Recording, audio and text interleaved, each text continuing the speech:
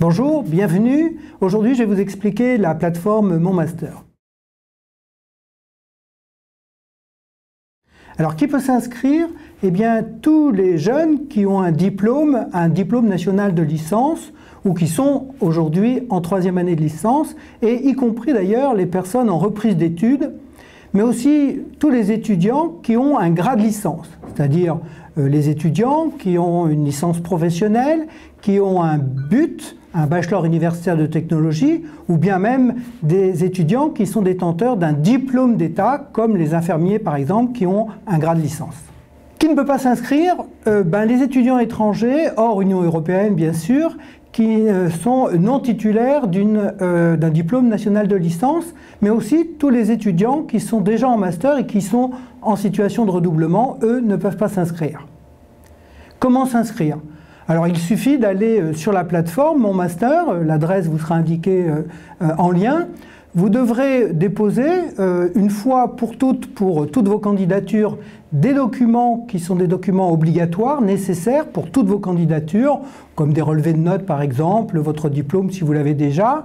Et puis pour chaque candidature, vous pourrez déposer des documents spécifiques que chaque responsable de master souhaite avoir en plus pour examiner votre candidature. Alors ensuite, comment ça va se passer? Lors de la phase de candidature, vous pouvez formuler au maximum 15 vœux pour des masters hors alternance et 15 vœux supplémentaires pour des masters qui offrent une voie de l'alternance. Alors attention, le nombre de vœux ne se fait pas par mention. Si vous candidatez à plusieurs parcours d'une même mention, cela ne compte que pour un seul vœu. Alors une fois vos candidatures que vous aurez déposées sur la plateforme, les commissions d'examen des vœux de chaque formation candidatable ou par mention vont se réunir et faire un classement.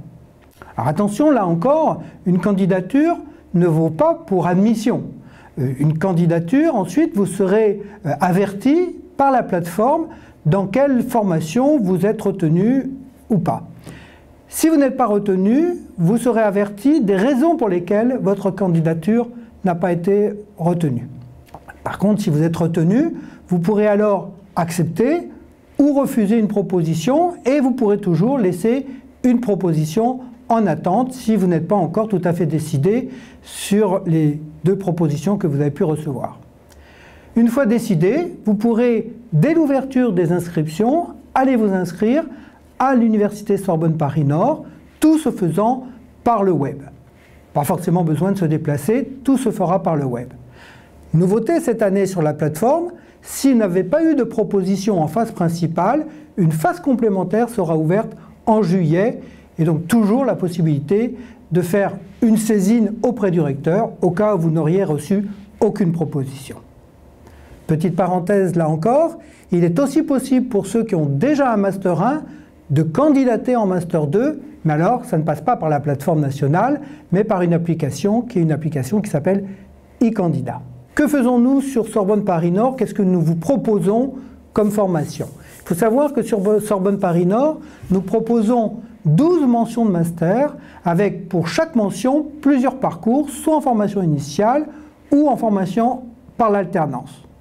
Comme chaque mention peut avoir plusieurs parcours, ça fait qu'à Sorbonne Paris Nord, nous vous proposons environ une centaine de formations candidatables dans de très nombreux domaines qui sont les arts, lettres et langues, le droit, l'économie et la gestion, les sciences humaines et sociales et les sciences, technologies et santé.